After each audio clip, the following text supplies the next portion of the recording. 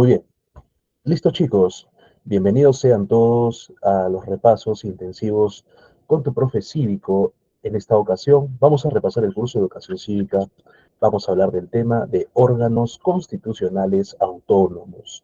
Esto en referencia a tu examen de CEPRAUNSA que viene, ¿verdad? Entonces vamos a repasar de manera rápida. Ya sabes, lo que repaso con el color azul es lo más importante. Empecemos. Los órganos autónomos se pueden, número uno, están al mismo nivel que los poderes del Estado, ¿correcto? Podemos encontrar por acá en estas características que dice que tienen paridad de rango con los demás poderes del Estado. ¿Se acuerdan que les expliqué que el Estado se dividía o se estructuraba en una estructura vertical y una horizontal? Y en la horizontal estaban los poderes. Ya, junto con los poderes y en la misma altura están los órganos constitucionalmente autónomos. Ahora, estos organismos están configurados en la Constitución. Quiere decir que la propia Constitución los protege. Están establecidos en un artículo de la Constitución, como también lo están establecidos los poderes del Estado. ¿Correcto? Y evidentemente forman parte del modelo estatal. A ver, empecemos. Existen organismos tutelares, organismos de defensa, organismos del sistema financiero, organismos de control y organismos del sistema electoral. Cuando hablamos de los organismos tutelares, son los organismos encargados de protegernos como personas y también proteger nuestros derechos, ¿ya? Estamos acá hablando del Tribunal Constitucional. El Tribunal Constitucional, así a grandes rasgos, como dice constitucional, va a tener bastante vínculo, un vínculo estrecho con la Constitución.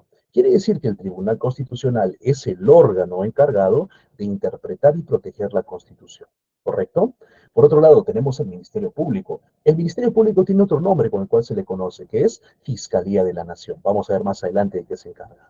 Y por último, tenemos a la Junta Nacional de Justicia, que es el órgano encargado de designar jueces y fiscales, que son básicamente los que van a administrar justicia y van a defender tus derechos. ¿Correcto? Entonces tenemos tres organismos tutelares. Siguiente, organismos de defensa de la población. Estamos hablando de la Defensoría del Pueblo. Recordemos que el propio nombre lo dice, Defensoría del Pueblo. ¿Defiende a quién? Al pueblo. No hay más que decir. ¿Quién va a defender del pueblo? Evidentemente los derechos del pueblo. Mis queridos amigos, los derechos del pueblo. Y también cuando el Estado no pueda proteger, no pueda salvaguardar o tutelar los derechos de algún ciudadano, la Defensoría del Pueblo promueve y ayuda al Estado paso para que pueda proteger los derechos establecidos en la Constitución. Muy bien. Amigos, hasta ahí. ¿Tienen alguna pregunta? Espero que no, ¿verdad? Espero que no. Y si no, me lo escriben en los comentarios para yo poder resolver sus dudas. Continuemos. Por otro lado, tenemos los organismos del sistema financiero.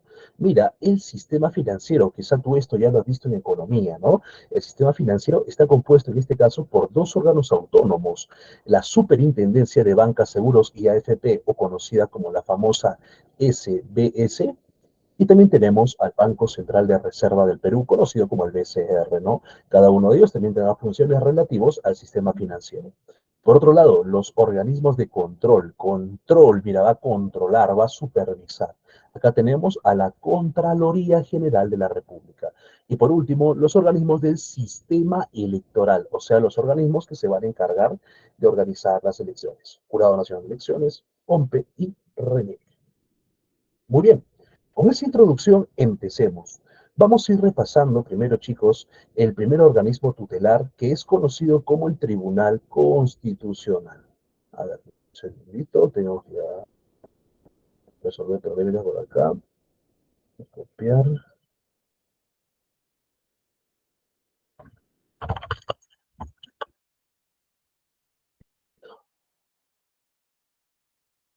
Ya no hay, no me deja, dice. Sí hay para todos. Y si no te deja, supone que hay más. Tiene cupo para 150. Listo, continuemos. Organismos tutelares, el Tribunal Constitucional. Chicos, del Tribunal Constitucional tenemos que extraer cosas puntuales. Número uno, que es el órgano de intérprete y control de qué cosa? De la Constitución. ¿Te das cuenta que por el propio nombre constitucional ya nos vincula directamente a la Constitución? Muy bien. ¿Qué hace? Interpreta y controla la Constitución. Es el supremo intérprete, el máximo intérprete de la Constitución. Evidentemente, como pertenece a uno de los órganos autónomos, quiere decir que ellos toman sus propias decisiones e independiente, ¿no? Porque no se someten a ningún otro poder del Estado. A ver, el ejercicio de sus atribuciones no depende de ningún órgano constitucional. Quiere decir que ellos ejercen sus funciones apegándose a la Constitución y a la ley.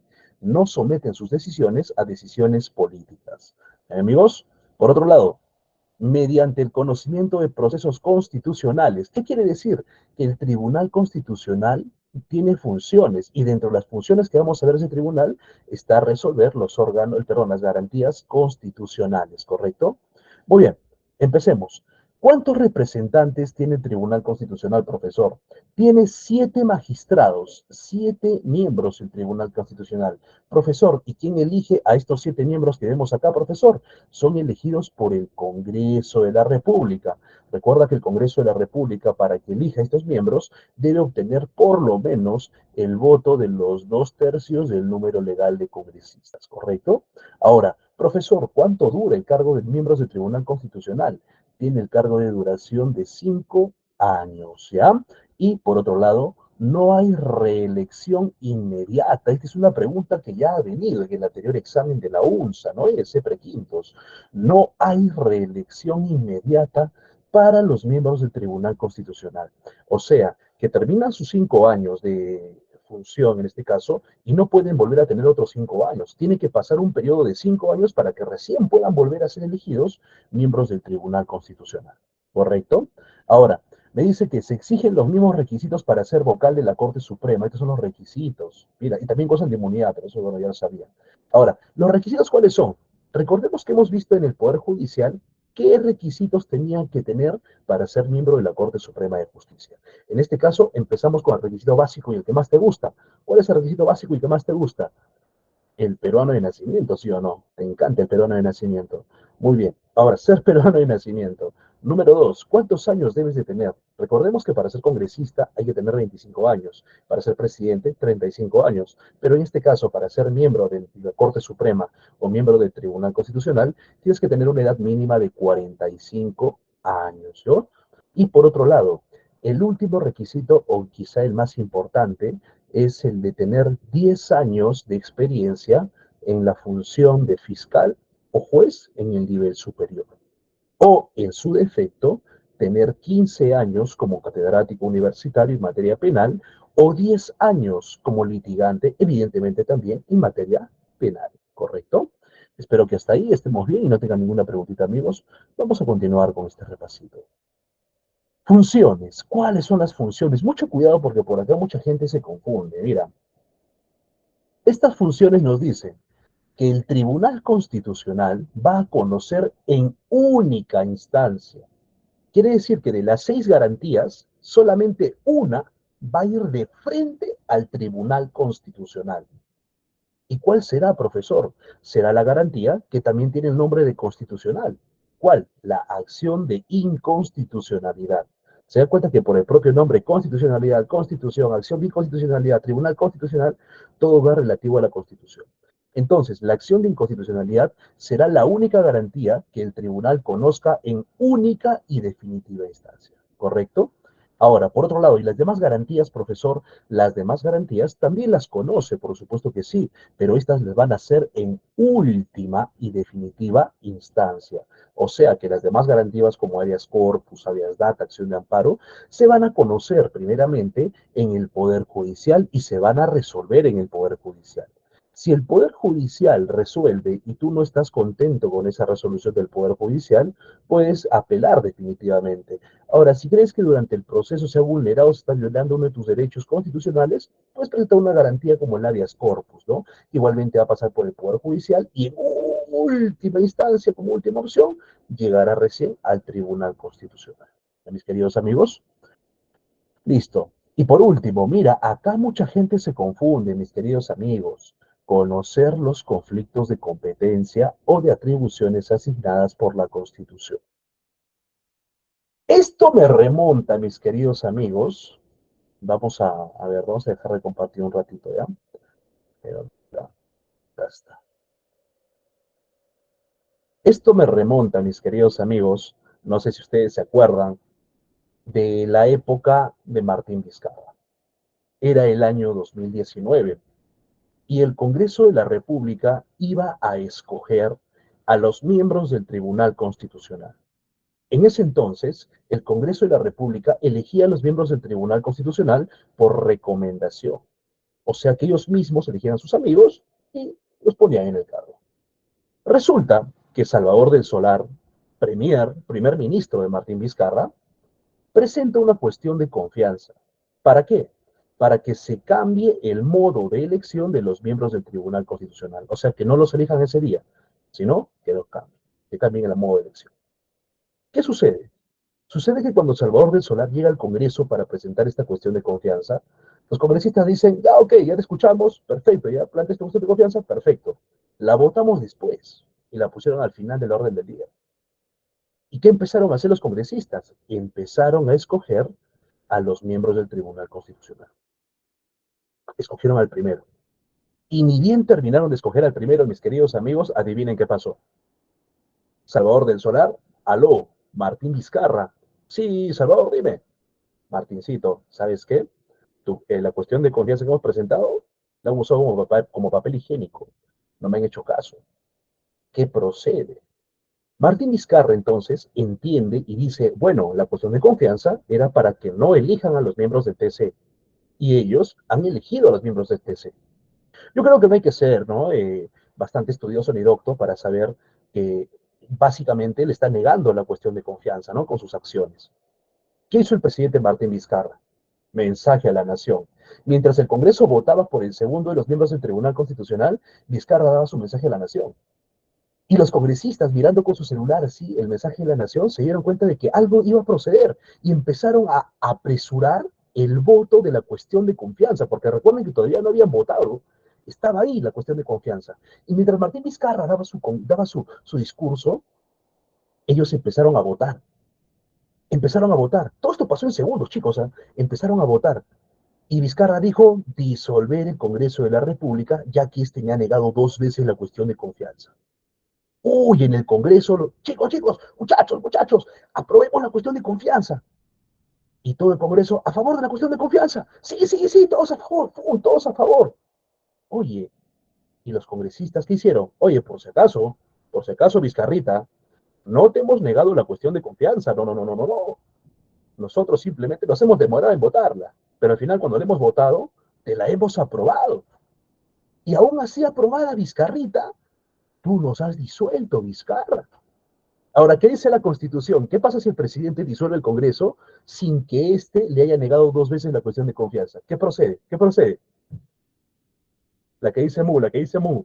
La vacancia, pues, la vacancia, ¿no? La que dice Mu, ¿no? La vacancia. Y los congresistas agarraron, ok, procede la vacancia. Amigos congresistas, votemos. ¿Quieren vacar a Martín Vizcarra? Levanten la mano y todos levantaron la mano. Y alcanzaron una mayoría de votos. Y vacaron a Martín Vizcarra. La sucesión presidencial, ¿de qué trata? De que cuando Martín Vizcarra, que es el primer vicepresidente, es vacado, ¿quién asume su cargo? El segundo vicepresidente, ¿sí o no? Era Mercedes Arauz. Mercedes Arauz estaba por un costado vendiendo caramelos, ¿no? Y, Mechita, ven para acá, juramenta. Y le llamaron a Mechita, ¿no? Y Mechita se juramentó, ¿no? Dice, jura por Dios, por la patria, por la plata y todo eso, ¿no? Ser presidente, sí, juro ser presidente. Mientras tanto, ellos felices. Martín Vizcarra como presidente, el Congreso como Congreso. ¿Saben quién estaba en duda? El pueblo, mis queridos amigos. El pueblo. Porque nosotros estábamos, aguanta. Martín Vizcarra ha disuelto el Congreso y el Congreso disuelto lo ha vacado a Martín Vizcarra y ha juramentado a Mercedes Arauz. ¿Quién es presidente? ¿Martín Vizcarra o Mercedes Arauz? ¿Quién tiene razón? ¿Martín Vizcarra o Mercedes Arauz? Porque ambos tenían razón, chicos. Vizcarra tenía razón porque si la cuestión de confianza dice no elijas a los miembros del TC y ellos eligen a los miembros del TC, estarían negando la cuestión de confianza, ¿sí o no? Pero por otro lado, el Congreso, legalmente hablando, nunca le negó la cuestión de confianza. Se la aprobó. Ahora, ¿qué hacemos? Como diría tu amigo Chespirito, ahora, ¿quién podrá defendernos? ¿Quién tiene la razón, profesor? Bueno, esta función, mis queridos amigos, ahora sí compartimos pantalla, se la vamos a dejar a quién, mis queridos amigos, ¿a quién? al Tribunal Constitucional. Eso, lo que acabamos de ver en este ejemplito, chicos, se conoce como el famoso conflicto competencial, que es una función, como lo puedes ver acá, es una función que tiene el Tribunal Constitucional, ¿correcto? Mucho cuidado, porque muchos la ven acá y dicen, ah, acá están las garantías constitucionales. Mira, también este proceso, el conflicto competencial, también es una garantía. No, amiguitos, no.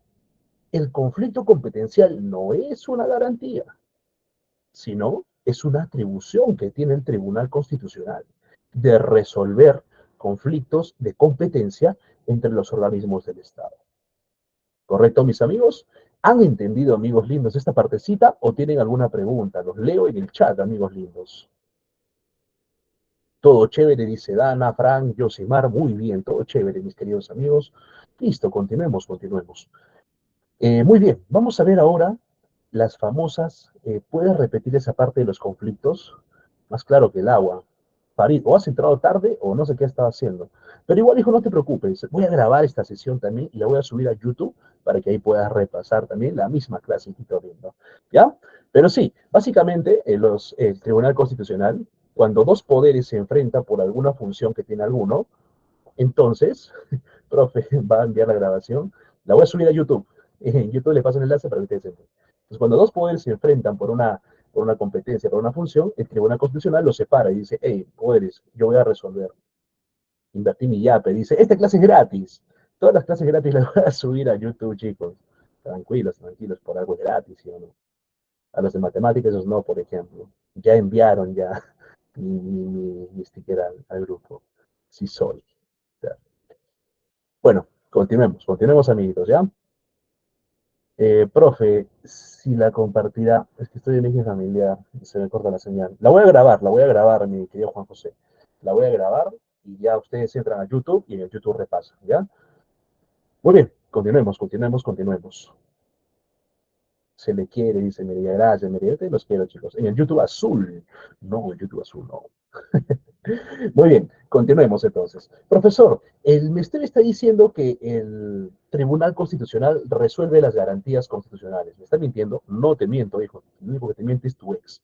Listo. A ver, ¿qué garantías conocemos, profesor? Mira, acá tu querida Chunza las divide en dos las garantías. Garantías que tutelan tus derechos, que protegen tus derechos. Y la otra garantía que es un control normativo, control de las leyes, control de las normas. En el proceso de tutela de derecho nos va a hablar de todas las garantías que van a proteger y tutelar nuestros derechos. Tenemos, por ejemplo, el habeas corpus, el proceso de amparo, el habeas data, la acción de cumplimiento. Y en los procesos de control normativo es el proceso de inconstitucionalidad y acción popular.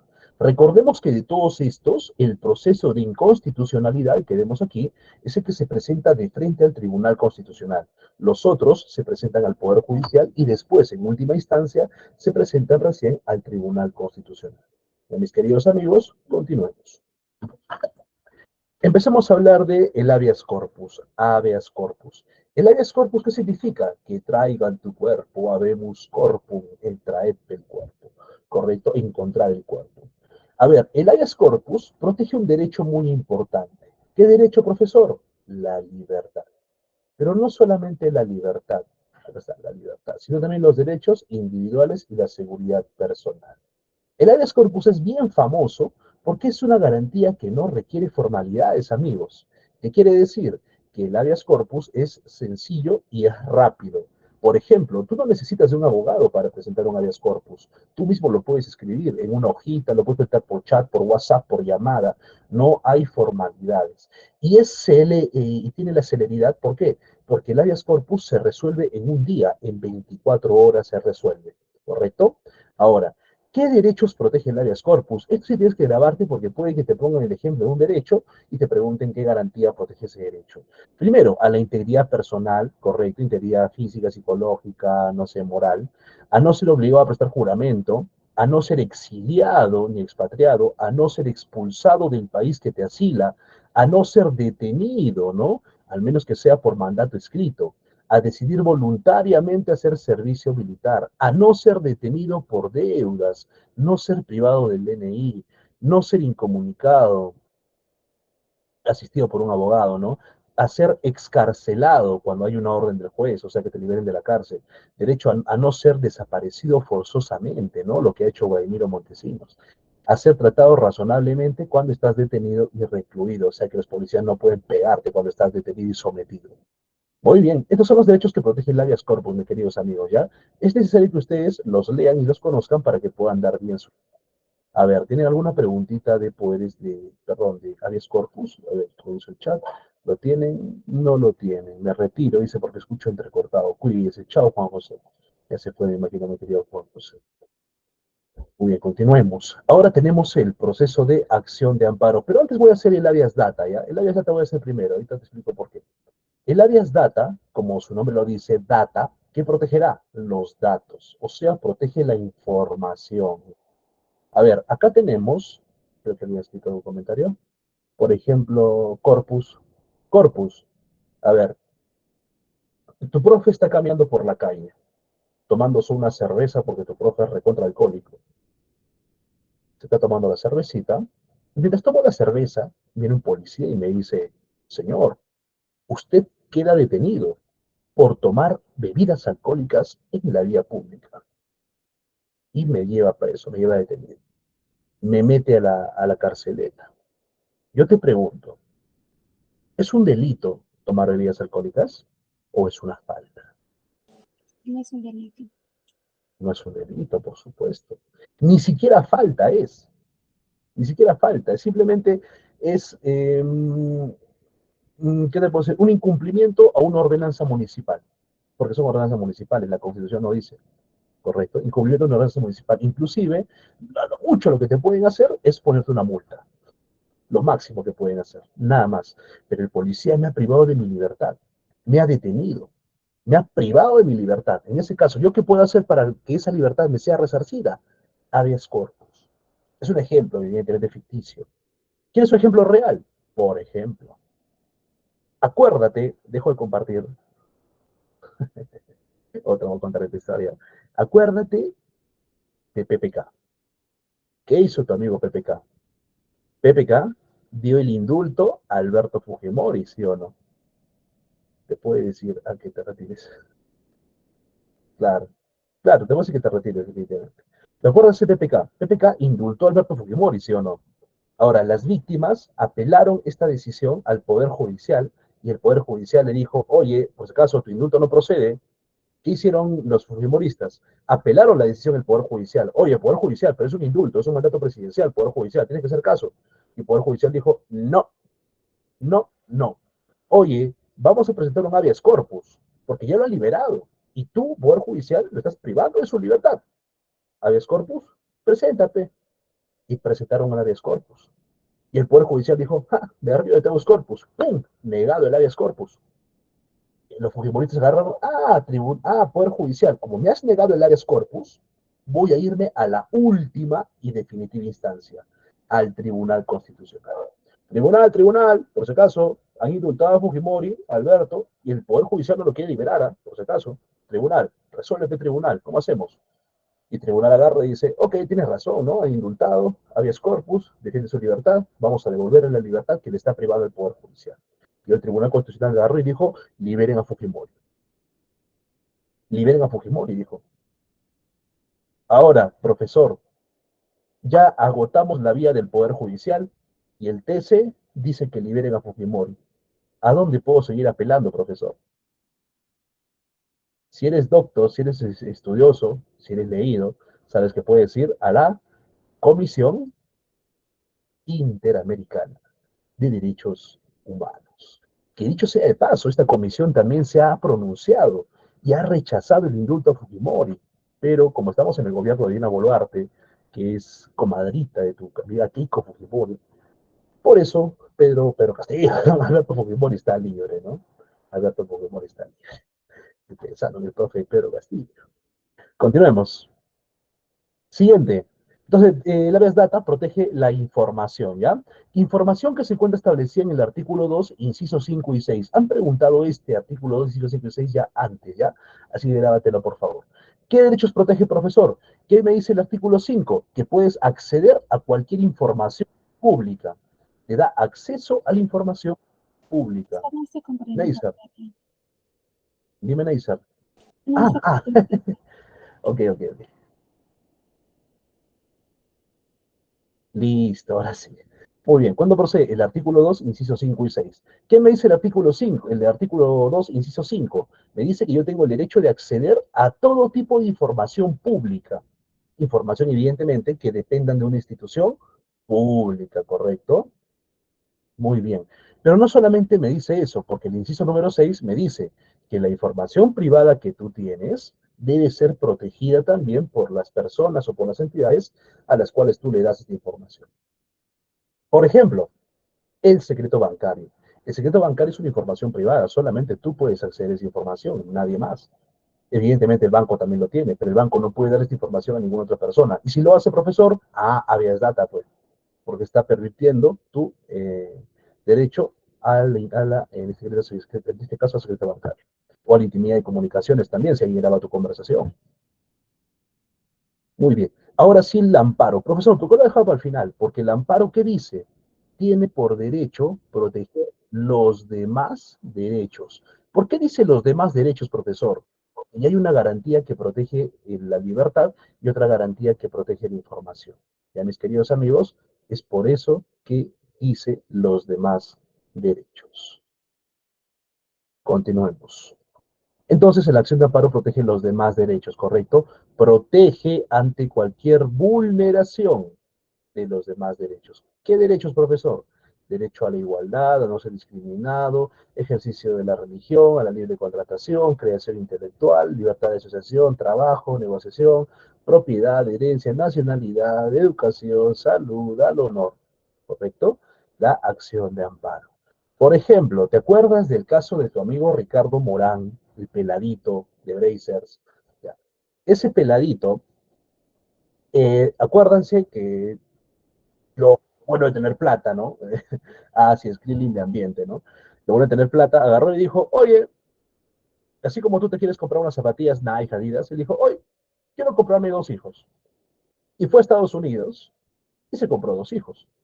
Se los compró, chicos, es el lenguaje perfecto, se los compró, porque pagó para tenerlos, compró, como si fuesen cachorritos, ¿no? No me funen, ¿eh? Los compró. Entonces, regresa a Perú. Los niños tienen su nacionalidad estadounidense. Ahora, ustedes saben que también se le considera peruano de nacimiento, o sea, pene, ¿a quién? Al HDP. Y los hijos de Ricardo son HDPs, o sea, son hijos de peruano, en este caso de Ricardo Morán, del pelado de Brazers, ¿correcto? Entonces, es peruano también. Como también es peruano, le corresponde tener la nacionalidad peruana. Y Krillin de Ambiente fue a inscribir a sus hijos a Reniec. Y Reniec le dijo, danos el nombre de la mamá para que recién podamos inscribirlo. Si no, no le podemos dar su DNI. Y si no tienen su DNI, evidentemente no son ciudadanos peruanos. Siguen siendo ciudadanos extranjeros, en este caso estadounidenses. ¿Qué hizo tu querido pelado de ambiente? Agarró y dijo, Poder Judicial, por si acaso, voy a presentar una garantía constitucional que va a defender el derecho a nacionalidad de mis hijos, una acción de amparo. Y el Poder Judicial agarró y dijo, ¿sabes qué, pelado de ambiente? Me ríe tu acción de amparo. Y ¡fua! La rechazó. ¿Qué hizo el pelado de ambiente? Ok, Poder Judicial.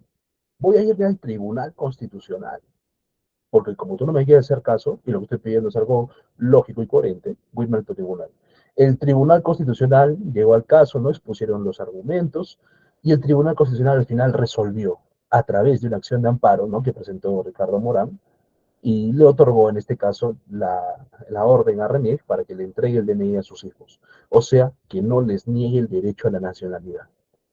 ¿Por qué es tan importante, profesor? Porque si nos ponemos a equilibrar en una balanza un reglamento que tiene RENIEC, reglamento, mira, ya ley si quieres llamarla, versus la Constitución, ¿cuál pesa más, mis queridos amigos?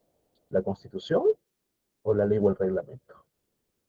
Ustedes lo saben, yo lo sé. La Constitución.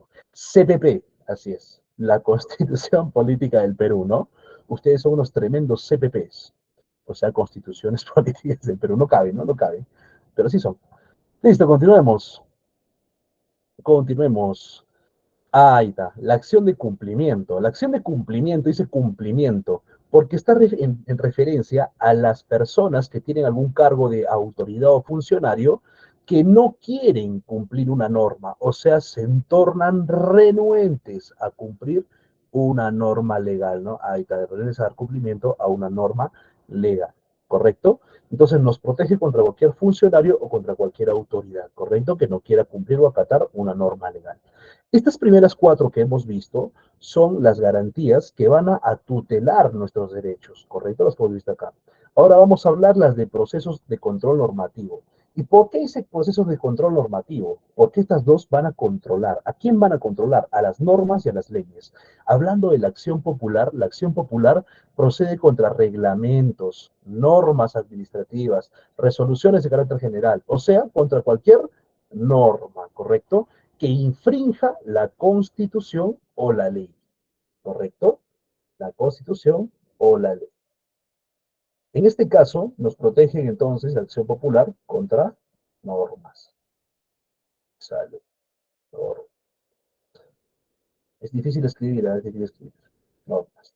Listo. ¿Ante quién se presenta, profesor? Se presenta igualmente ante el Poder Judicial, ¿ya? Ante el Poder Judicial. Y por último, el proceso de inconstitucionalidad. Esta garantía, chicos, recuerden que se presenta de frente al Tribunal Constitucional, ¿ya? ¿Y por qué? Porque esta nos va a proteger contra normas que tienen rango de ley, o sea, contra las leyes, contra los decretos legislativos, decretos de urgencia, o cualquier norma que tenga rango de ley. Ley que evidentemente ataque o vulnere mi constitución. Ahora, profesor, a diferencia de las demás, la, el- la acción de inconstitucionalidad no puede ser presentada por cualquier persona. Acá tenemos a los principales personajes que pueden presentar. El presidente de la República, el fiscal de la Nación, el defensor del pueblo, el 25% del número legal de congresistas, los gobernadores regionales, los colegios profesionales y 5.000 ciudadanos. Y acá, esto es importante porque esto ya venía en tu examen. El plazo para la presentación de la acción de inconstitucionalidad es de 6 años. Y acá tenemos el proceso competencial, que el proceso, ojo, no es una garantía, chicos, no es una garantía, ¿ya? Acá dice, ¿no? El conflicto se produce cuando uno de los poderes o entidades estatales, como lo hemos visto con Martín Vizcarra, ¿no? Y el Congresito, adopta decisiones o revise deliberadamente de actuaciones afectando competencias o atribuciones que la Constitución y las leyes orgánicas le da a otro, dice, ¿no? Por lo tanto, el proceso competencial, mira, acá dice, está contemplado en el artículo 202. Y en cambio, las garantías están contempladas en el artículo 200, inclusive son diferentes artículos. Dice que la Constitución se reconoce al Tribunal Constitucional la atribución para resolver conflictos surgidos entre órganos del Estado y los órganos constitucionales, o sea, el conflicto de competencia. Ya, mis queridos amigos, acá está, mira, ¿qué hemos visto acá? Martín Vizcarra versus, mira, justo el ejemplo que te contaba, ¿no? Martín Vizcarra, en este caso, versus al presidente de aquel entonces del Congreso, Manuel Olaechea, ¿no? Cuando disolvió el Congreso y no sabían quién tenía la razón. Listo, chicos, está ahí tribunal. ¿Preguntas? Ninguna, todas. Hablen ahora o callen para siempre.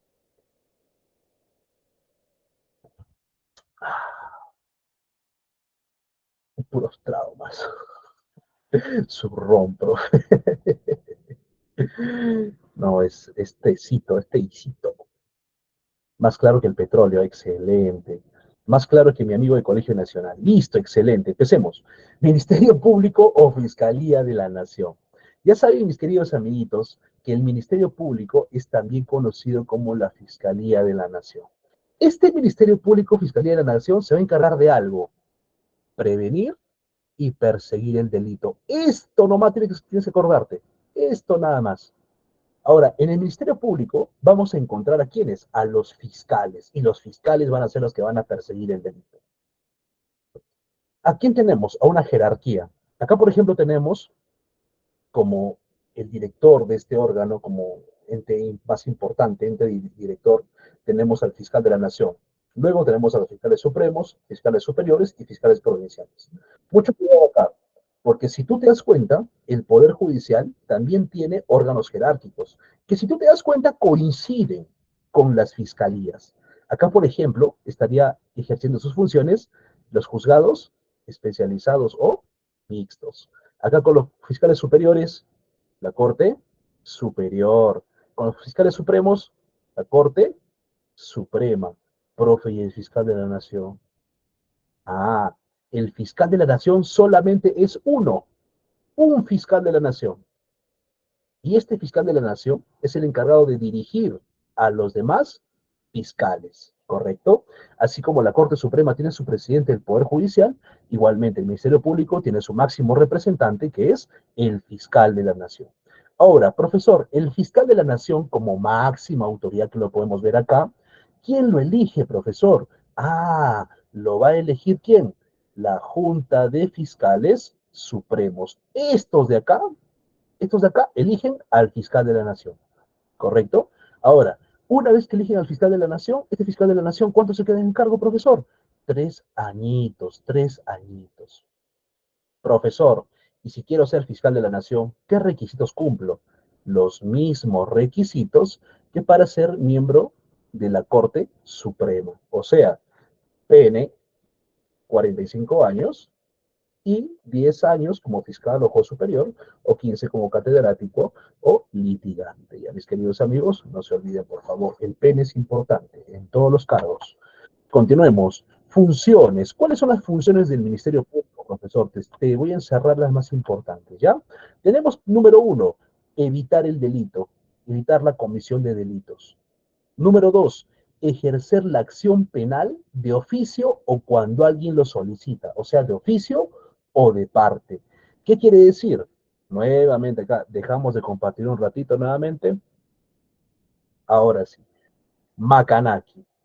No, no, mi alumno Macanaki, de Bexler, no, el verdadero Macanaki. ¿Qué pasó con Macanaki, profesor? Macanaki fue invitado al podcast del boxeador Jonathan Maicelo. El podcast de este boxeador Jonathan Maicelo, Macanaki, confiesa o cuenta como una anécdota que él cuando estaba en el colegio habían accedido, junto con sus compañeros que le habían ayudado, habían accedido carnalmente a una señorita, o sea, la violentaron. ¿No? Entonces, esta partecita del podcast salió por todos los medios de comunicación, periódicos, diarios, noticieros, redes sociales, TikTok. Uy, fue viral en su momento. Pero si tú te das cuenta, no había ninguna denuncia. Macanaki no tenía denuncias. Nunca apareció la víctima. Entonces, nadie denunció. Pero estaba la noticia, ¿sí o no? Entonces, ¿quién era el encargado de investigar? El Ministerio Público. Sin que nadie denuncie, profesor, sin que nadie denuncie. Ellos solitos investigan. Ahora, si alguien hubiera puesto una denuncia, el Ministerio Público también tiene la capacidad de investigar porque ponen en conocimiento del Ministerio Público el hecho delictivo. Pero en este caso, como no hubo nadie, el Ministerio Público solito inició las investigaciones. ¿Correcto? Ese es de oficio. Y cuando alguien lo solicita es de parte.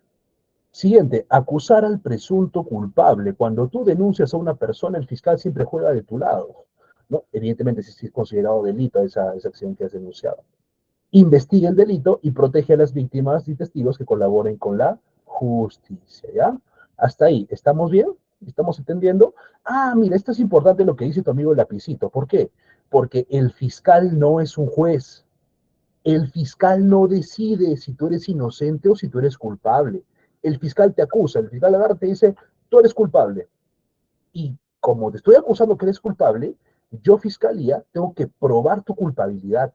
Tengo que juntar las pruebas, testigos y todo lo necesario para vincular el hecho delictivo con tu persona. ¿Correcto? Eso es lo que hace el fiscal.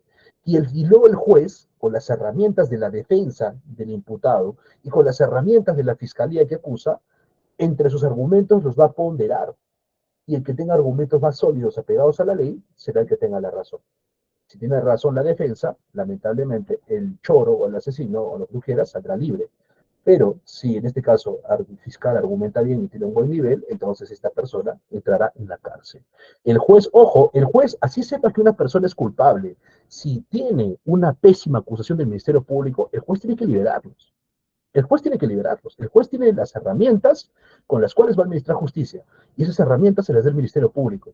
Y si el Ministerio Público le da herramientas de pésima calidad, la resolución del juez, en este caso, también va a ser pésima. Muy bien, puede denunciar cualquier víctima, cualquier persona que haya sido víctima de un delito y cualquier acto que vaya en contra de los derechos también pueden ser denunciados ante el Ministerio Público, ¿ya?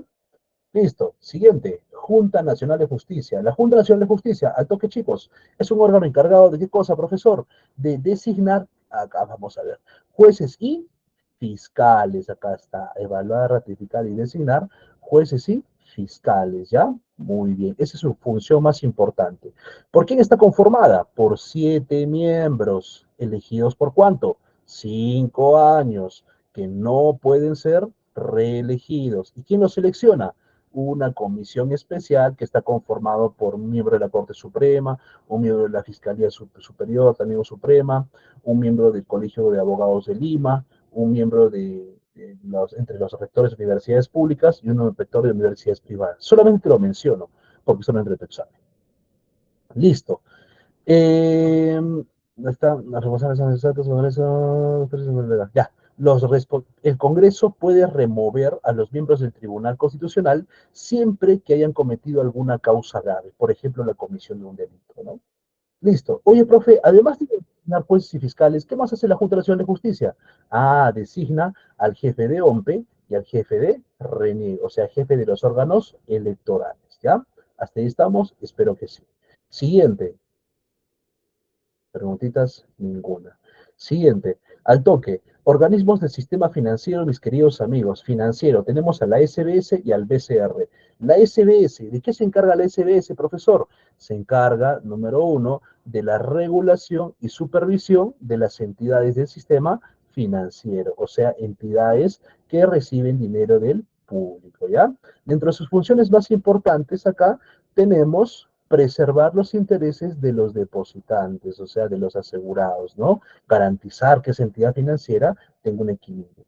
Estabilidad financiera. Esto es importantísimo, chicos. Ya he entrado en un examen, así que puede que vuelva a entrar. La estabilidad financiera que tiene el BCR vela, nos dice, porque los sistemas financieros de seguro, fondo de privado de pensiones, cooperativa de ahorros, sean solventes y sean sostenibles en el tiempo, ¿correcto?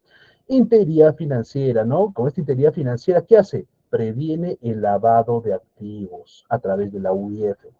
Adecuada conducta del mercado, ¿no? Implementa mecanismos de solución para reclamos eficientes y céleres, o sea, rápidos.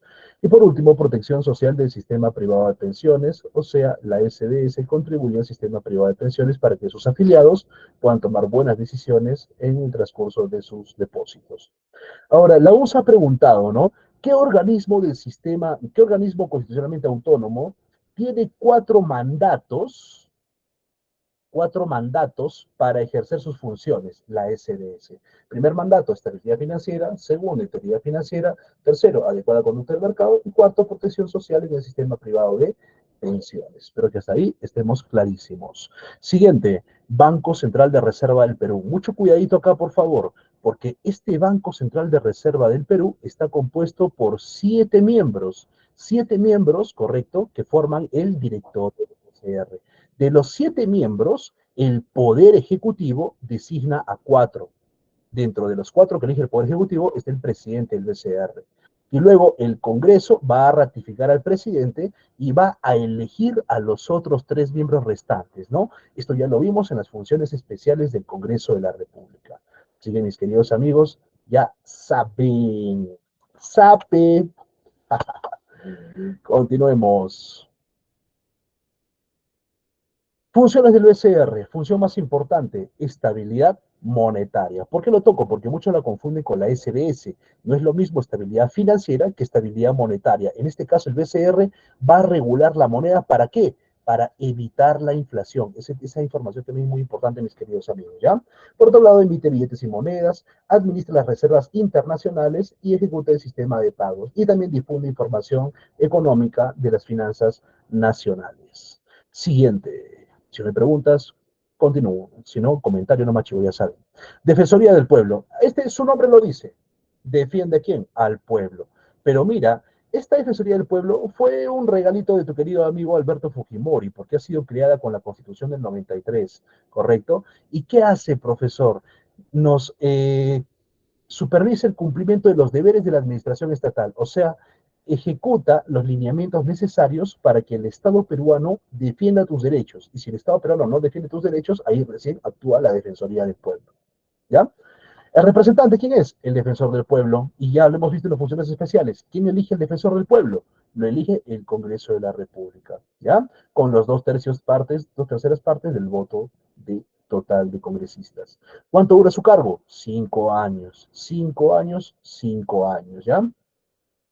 Funciones, profesor. Acá está, ¿no? La Defensoría atiende consultas, pero los ciudadanos que han experimentado vulneración de derechos. O sea, defiende tus derechos, ¿ya? No son jueces, no son fiscales, ¿correcto? Sino elaboran informes con recomendaciones o exhortaciones, o sea, no emiten sentencias. Elabora informes sobre temas trascendentes, investiga los casos, interviene en procesos constitucionales como por ejemplo la acción de amparo o el habeas corpus, ejerce iniciativa legislativa, tiene la capacidad de presentar leyes, ¿no? Promueve la firma y ratificación de tratados internacionales sobre derechos humanos y promueve procedimientos administrativos, ¿ya? Mis queridos amigos, continuemos con los órganos de control y estamos a punto de terminar porque luego termina en órganos finales del sistema electoral. Sistemas de control, Contraloría, ¿correcto? La Contraloría, profesor, ¿qué va a controlar? Fácil, hijo lindo. La Contraloría, ¿qué va a controlar? El presupuesto público. ¿Dónde está? ¿Dónde está? ¿Dónde está? Acá está, la legalidad del presupuesto del Estado. Todo el dinero que el Estado le da a los distintos niveles de gobierno, a las oficinas, a las entidades autónomas, a todas las entidades del Estado, la Contraloría los va a controlar, va a supervisar que este dinero que han recibido sea ejecutado de una manera eficiente, ¿correcto? Supervisa y verifica la correcta aplicación de políticas públicas y el uso de los recursos y bienes del Estado. Eso significa.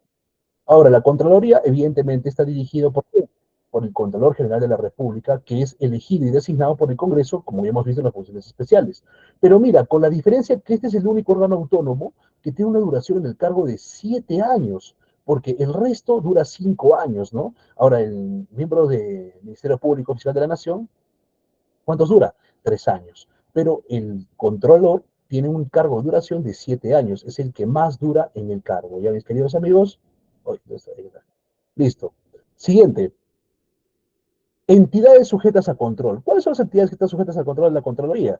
Son todas las entidades estatales, pero vamos a mencionarlas. Gobierno central, Fuerzas Armadas, Policía Nacional del Perú, gobiernos regionales, instituciones o empresas de los gobiernos regionales, gobiernos locales, unidades administrativas del Poder Legislativo, del Poder Judicial, del Ministerio Público, los órganos autónomos, órganos reguladores como Indecopi, Citero, Sinermin, empresas del Estado como sea CEDAPAR, las entidades privadas que no gubernamentales o internacionales que utilicen los recursos o administren los recursos o bienes del Estado. ¿Ya? Toda aquella entidad, persona o autoridad que tenga los recursos o bienes del Estado van a ser controlados por la Contraloría General de la República. Muy bien, atribuciones. ¿Cuáles son las atribuciones? ¿Dónde está? Tener acceso a todos los registros y documentos e información de las entidades públicas, inclusive cuando sean secretos, porque estamos hablando del presupuesto, ¿correcto? Muy bien. Ahora, ordenar sistemas y acciones de control, ¿no? De los organismos. O sea, le puede decir no sé, al Congreso de la República que investigue, que controle. Puede decirle por ahí al procurador que también que denuncie.